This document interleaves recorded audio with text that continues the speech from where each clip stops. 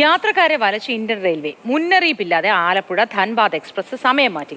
രാവിലെ 6-ന് ആലപ്പുഴയിൽ നിന്ന് പുറപ്പെടേണ്ട ധൻബാദ് എക്സ്പ്രസ് 2.25 മണിക്കൂർ വൈകും. രഘുനാഥ് നാരായൺ വിവരങ്ങളുമായി ചേരുന്നു. Raghunath, good morning. ഇതെന്തുകൊണ്ടാണ് മുന്നറിയിപ്പില്ലാതെ ഇത്തരത്തിലൊരു സമയമാറ്റം? റെയിൽവേക്ക് അതുമായി ബന്ധപ്പെട്ട് എന്തെങ്കിലും വിശദീകരണം നൽകാനുണ്ടോ?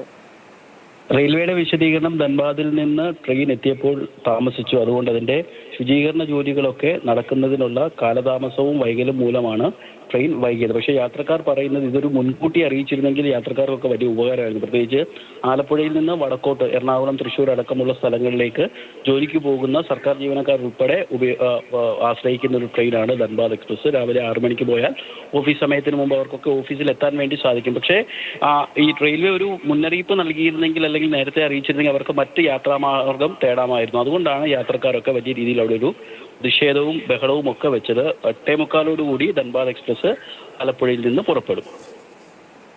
ശരി രഘുനാഥ്.